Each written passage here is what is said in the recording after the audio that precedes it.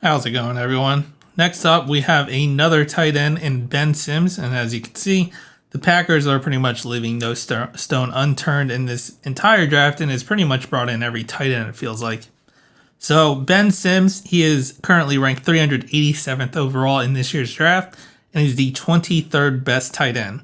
He stands at 6'5", 250 pounds. He ran a 4.58 40-yard time and a 1.56 10-yard split, and ended the day with a RAS score of 8.39. He's currently projected to go in the later of the draft or potentially be an undrafted free agent, and the Packers do like bringing in a lot of late round draft picks and undrafted free agents because they want to get to know these players more, and there tends to be a lot of times where they go after these players, and a lot of them do get signed to the Packers. Now, I will say under Gutekunst, he has brought in a bit more players that go early in the draft, more than Ted Thompson used to. But still, it is very good to look at these players because the Packers bring these guys in for a reason, and they tend to sign them. Now, for Ben Sims' collegiate career, he did play at Baylor for 4 total years. In his first year, he didn't do much. He played 1 game, had 2 receptions, and 5 yards.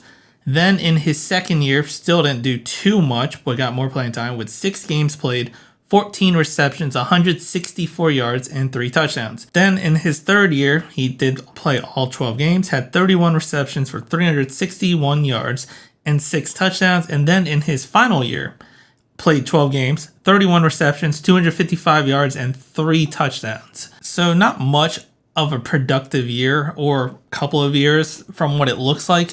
But then when you look at Baylor as a whole and how their receiving attack was, well, their leading receiver had 33 receptions, and then their second leading receiver had 32 receptions, and where Ben Sims had 31 receptions.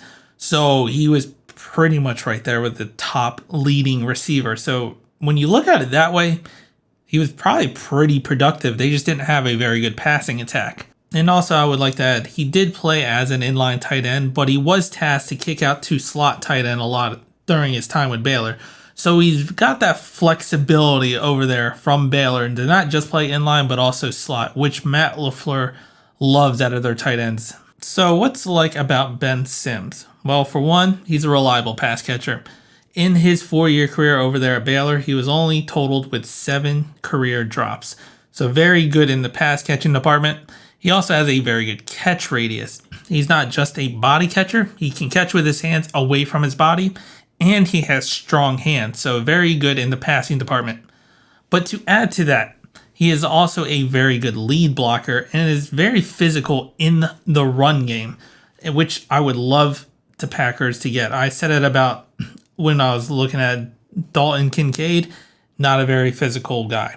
I want my tight ends to be physical. I would like some physicality out of my players because the Packers just haven't had that for a while. And so he comes with some versatility and not just being a dynamic pass catcher, but also a pretty good run blocker. And now for the downsides of why he's not exactly a day 1 or day 2 type of tight end.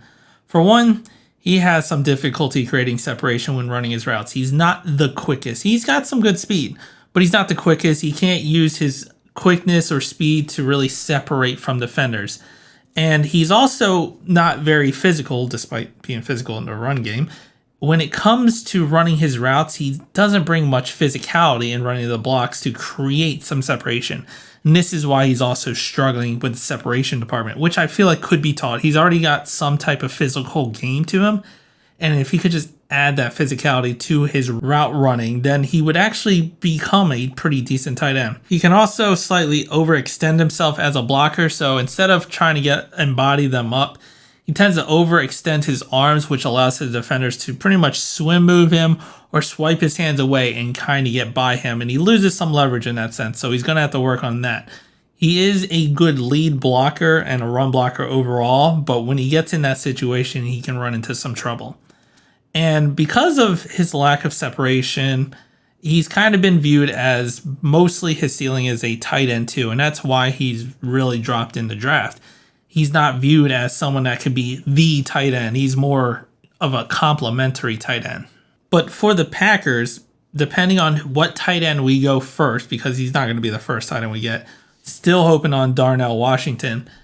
is the fact he could be a good complementary piece to that other tight end. We're going to need 2 tight ends for this team. Robert Tunnion's gone. Big dog Mercedes Lewis is probably gone. So we're going to need a nice complementary piece. If we got Ben Sims with Darnell Washington, we have Darnell Washington who can definitely run block and probably can pass catch. Wasn't really asked much over there, so he could probably pass catch. Then to complement him with Ben Sims, pretty good pass catching, can kind of run block, which would add to the deceptiveness of our offense. Because unfortunately, in the previous years with Robert Tonyan, when he's on the field, he's probably going to pass catch. When Mercedes Lewis was on the field, he's 99% of the time going to just be run blocking, and he had a few catches. He probably had less than 10 catches last year and the year before total.